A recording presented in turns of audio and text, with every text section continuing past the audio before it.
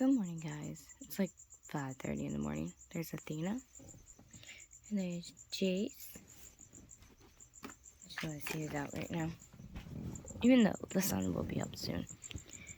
Which I'm excited because the sun's starting to rise up a lot more. Here's Autumn. God only knows what she's up to.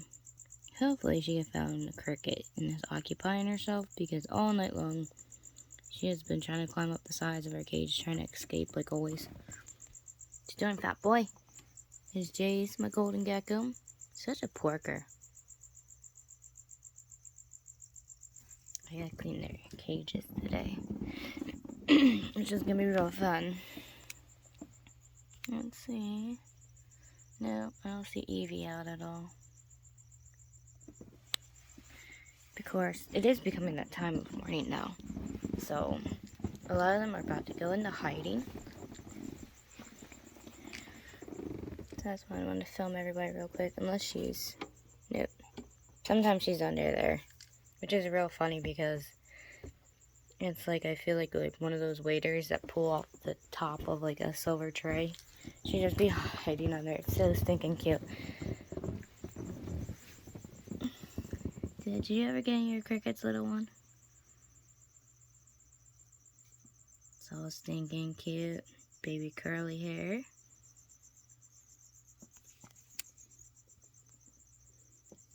I guess not that many are out right this second.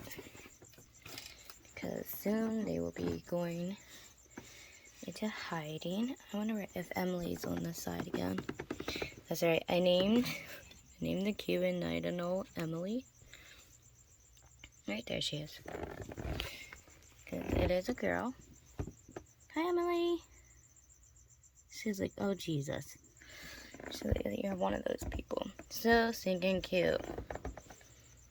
Sad thing is, there's not that many videos online that I've seen about the Cuban anole, which I actually found that interesting. I thought more people in the hobby actually kept these guys. I know a lot of people have a bunch of like the blue beauty anoles. I've seen people have a lot of those, and of course the other ones, but you like see the green anoles, the brown anoles, which is the Bahama anoles. But I didn't really see anything about the night anoles. And of course, everyone knows about the other anoles that are becoming really popular. We all know the false chameleons, they're real popular. Just a bunch of other different ones that are really popular. Like, that plant's doing very well. They're really popular, so I'm really surprised I didn't find any videos on, like I said, on the Cuban night anoles, which is really heartbreaking because they're really beautiful anoles. They are one of the biggest species of anoles. They're found in Cuba. They really like really warm temperatures. They like high humidity too. With these guys, if you want to keep these guys, they get really big. This one's just a baby. This is just a baby. Because they can get up to 20 inches long. And the fact that she will eventually be in a cage that will probably be 36 by 36 by like 48. The minimum you could keep one in is 24 by 24 by 48. But I'm going to put her in a lot bigger enclosure because I like to try to keep a lot of my reptiles in really bigger enclosures than they should be. I don't even know where my other anole is, my green anole. She's hiding from me. This girl's old. Like, I'm surprised I still have her. She's actually getting past her life expectancy. My green anole is actually 6 years old. I'm surprised she's like still alive, honestly. Because green anoles, unfortunately, their lifespans are pretty short. Their lifespans are 3 to 5 years. Most of the time, they're about close to the 5-year mark. I've had anoles that lived up to 9 years before, which I was impressed. That was my my Bahama anoles, which is the brown anoles, but still, I've had them live up to a certain age. So she's pretty good. She's going on pretty up there for her age. So I'll probably have to end up getting another anole because I'm feeling like she's not gonna be around much longer. Oh, there's Reaper. Reaper's back there. Oh, it's hard to see them because that glare. Yeah, let's turn on the lights. That's better. The sun's about to rise up anyways, honestly. This way we can see some of the animals better. There's Reaper, my Mexican red rump. But like I was saying about the anoles, some of them live, like if you keep them like real healthy, they will live a long time. Some will live past their life expectancies. I've had that happen with a lot of them. That's why I had to separate Lily and Zeus, because those two are coming up in like their ages, and I just wanted to like house them separately because she seems to be doing, I don't know, her age is catching up to her, let's just say that. So soon I'll probably be getting another anole for her in the enclosure, and of course I'll probably get a baby one. So, but as I was saying about the Cuban 9 anoles, like I said, I'm really impressed. There's not a lot of videos of these beautiful creatures. Right now her colors are like dark, like that kind of green, like that greenish color. They will change. They will definitely change as they get bigger. Their colors become more vibrant, and they become to where they have really bright greens and blues and yellows on them, and then they also have pink on their dewlaps. So that's like really cool. Very beautiful species. Now when she is cold, she can get to a brown color. As you know, anoles change their like coloring. They do have a thing where they do change to that brownish color that nobody likes. Get a BB. But if you want to keep a Cuban, I don't know. Now their daytime temperatures have to be between 90 and 95 degrees. They do like it very warm. Like I said, they're from Cuba. Now their nighttime temperatures, they can't go below 70 degrees. They like it very warm. They are from the forest, rainforest areas. They're boreal. They love living in their trees, and she has live plants and everything in her cage. Humidity has to be at 70 to 80%. So the best time, as soon as I turn the lamps on, I'm going to be misting her cage because that's the best time. And right before you turn the lights off at night, if you don't use a misting system, like I said before, I don't use misting systems, even though I have 80 animals. And I don't use one on a lot of the cages because I have lupus, I have arthritis and stuff in my hands. My hands lock up, swell up. So to get like hand exercises, I actually prefer spraying down my cages because it actually is a kind of an exercise for my hands. So I kind of prefer just to do everything by hand. There's my baby. It's Winter back there. They said she's supposed to be a Texas tan, but honestly, I still say she's not. I'm actually going to take her in and get her verified, because I know for a fact there's no way that's a Texas tan. It looks nothing like the Texas tan. Texas tans don't have red butts, and her butt's becoming more red. And Night Fury and her look nothing alike. But anyways, I'm not trying to change the subject. I'm just trying to show different animals because it's kind of hard to see into her enclosure right now because it is kind of dark. Now, the interesting thing about Cuban night anoles, they actually eat fruit too. They don't eat just crickets and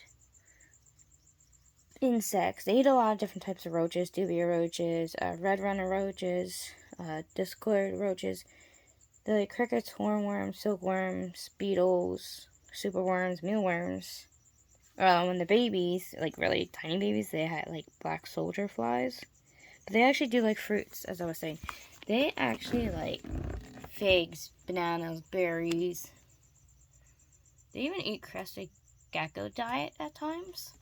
Now, it's only as a treat. You don't feed it to them constantly. Because with these guys, some of these guys, you just don't do that.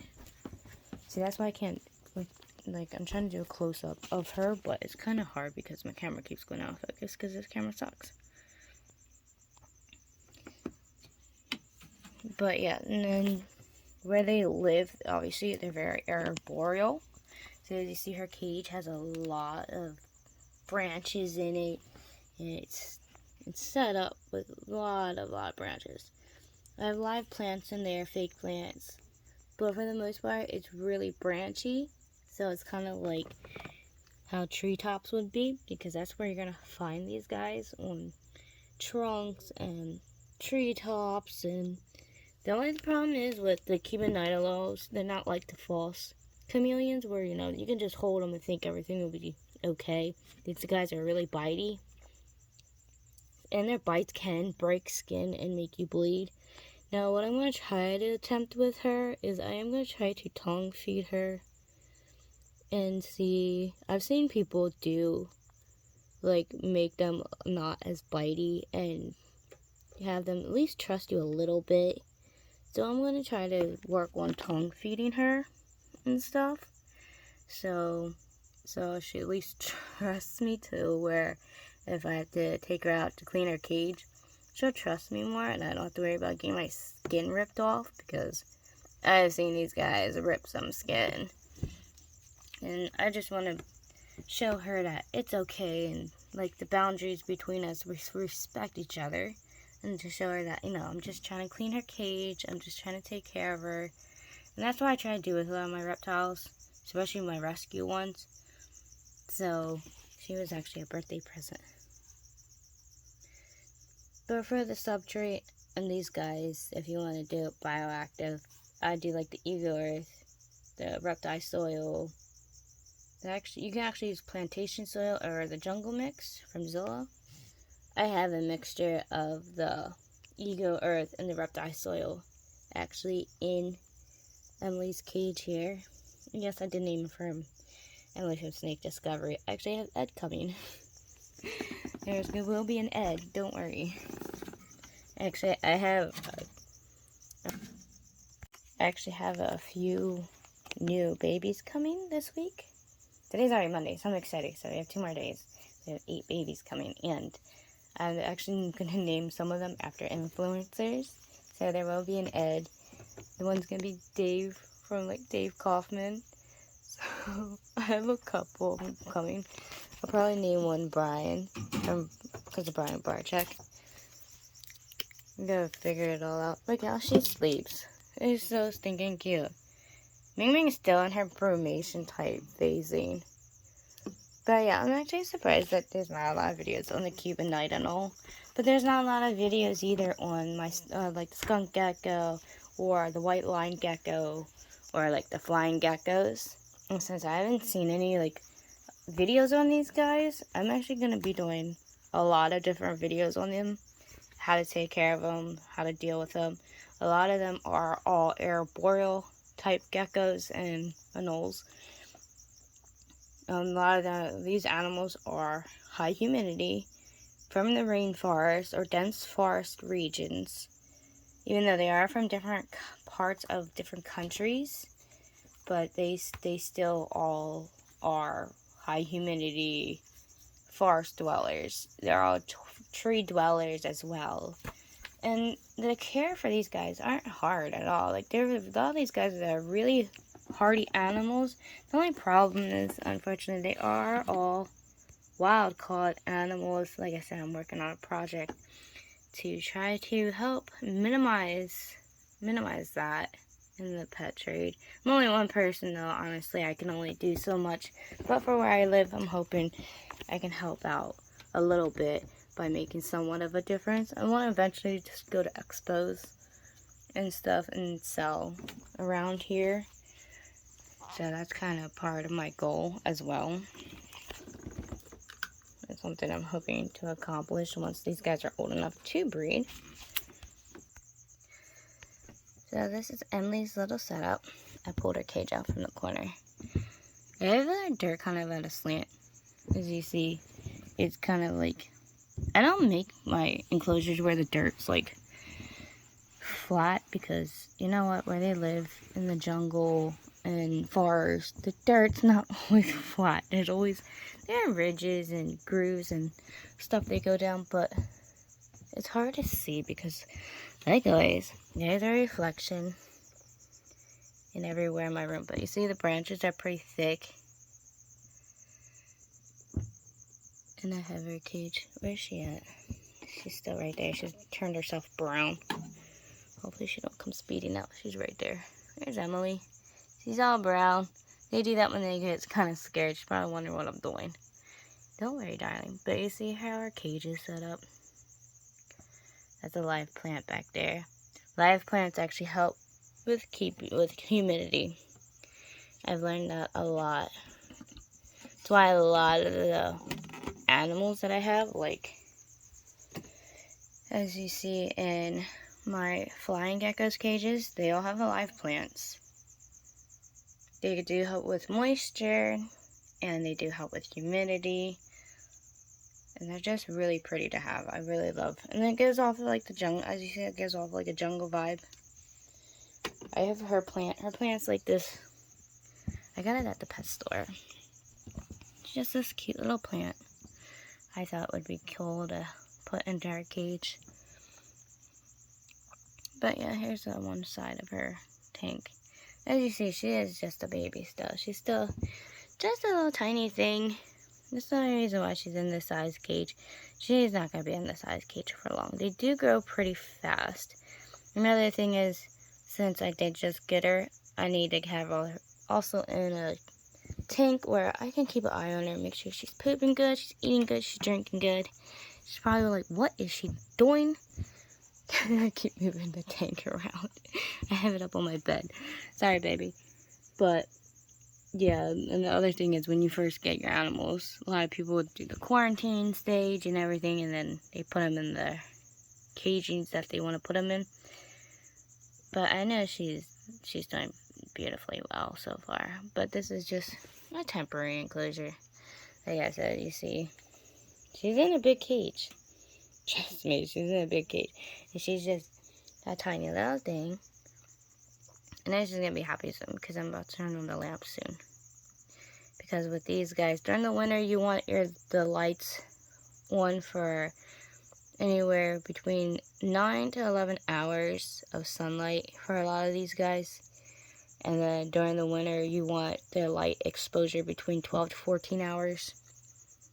What people don't understand is the timing of their lighting is actually really important because it gives your animals a sense of basically having their body set. Like when you change for like doing brumations and you put your animals in for brumating and stuff, it's kind of like that. You want them on a natural time setting. I go with sunrise and sunset is what I do. So what I do is I open the window. I let the light come in naturally. As soon as the light comes in naturally through the window, the animals are like, oh, it's daytime. I try to keep everything as natural as possible for these guys. Just like when the sun starts setting at night, I turn the lights off and I let the last stream of light come in through the window because then they know, oh, it's becoming nighttime. So I really try to keep my animals on the most natural type of setting for their cages, even for winter, and then I have to change them through the season hours too. So I try to keep everything as natural as possible for these guys when it comes to like everything I try to do for their care as best as I can. But isn't she just so cute? I really wish people would do more videos on a lot of these different species of animals. Unfortunately, it's always kind of the same old, like crested geckos, leopard geckos, ball pythons, corn snakes, like kind of the same ones over and over. It's kind of cool when people actually show different other species because there's so many species in the pet trade right now that are starting to kick off, and there's just so many different beautiful animals out there. And unfortunately, there's not a lot of information on a lot of these guys. Just like Jace over there, my golden gecko. I don't see any videos online about golden geckos, like, at all. So I'm going to do a video about him, too. So, the next several videos I'm going to be putting together are going to be basically care guides on how to take care of different types of gecko species, anoles, and whatever else comes in. Even with some of the tarantulas. A lot of the tarantulas, tarantula cat and the dark den, exotic lake, they all do beautifully. They do beautifully on care guides. And of course, Daily Little Beasties, I can go on and on. There's so many different tarantula channels that I freaking love. And I am also, obviously, a tarantula keeper myself. I have several different species of tarantula. I will start doing videos, a lot more videos on them, because obviously feeding videos don't go too well with my tarantulas. They don't cooperate at all. That's why my one video is called Feeding my Dirt Enclosure. I had to name that video that because, you know what? That's all it was. It was feeding a bunch of dirt. I think only one tarantula came out diving for its food. Right, baby? Hi. You're cute. Look how cute that baby is. Such a cute little girl. She's like, leave me alone. Now, these guys are diurnal. They are daytime dwellers. They are not nocturnal. She does sleep at night. Sometimes I do catch her sleeping. Sometimes I do spook her awake a lot, but I catch her sleeping on her branches. So with diurnal animals, you definitely want to make sure you have UVB and stuff for these guys. Even though I recommend UVB for all animals, people don't always see the UVB lamps that I have. Actually, I have several UVB lamps for all of these cages. Like, a lot of these cages, they're not heat bulbs. My room is naturally warm. Right now, it is actually 74 degrees in my room. My room is constantly warm. If I add any heat lamps to any of these cages, it's gonna fry them. So, the only one that really has a heat lamp is my iguana over there. She's the only one because she needs high temperatures, like really high temperatures. A lot of these guys do need high temperatures. Like she needs 90 to 95 degrees basking spots, but I have the lights. The sun that comes in through that window is ridiculously hot. It comes streaming in, and it does hit the whole way all around my room. So, my room does get very, very hot. Now, I do have basking lamps. I do have heat lamps. I have a digital gun to keep check of temperatures, to monitor their cages. If I see their cages getting to be too cool, or if they seem to be not warm enough, I will add their basking lamps right away. So don't think I just do one and not the other. I do both. I definitely do both. I just switch them out. I just do it a certain way, I have a certain technique. A lot of them I have the UVB hood lamps that I do because I do the little one lamp and then I have a small hood lamp that goes across. So, actually I gotta set them all up soon because when I'm filming, I don't like to have all the wires and stuff showing on the cages, so I pull them down, honestly. So actually I'm about to set all of them back up because actually the sun's about to be up soon, so I have to set all that up. Right, babes? But everything's going to be set up different when I get my other house and the reptile room set up. Everything will be totally done differently. Setups will be done differently. So I can't wait to show you guys how everything is done. But I'm going to put Girly Girl back. And I'm probably going to try to get a little bit of sleep because I haven't really slept yet. And it's pushing 5:30 in the morning. So I'm going to catch up with you guys a little bit later. Once I wake up this afternoon, I will film how she is during the day. Probably film the stat on my rough green snake. We'll check out how the animals are doing come later on this afternoon. So I will see you guys in a little bit.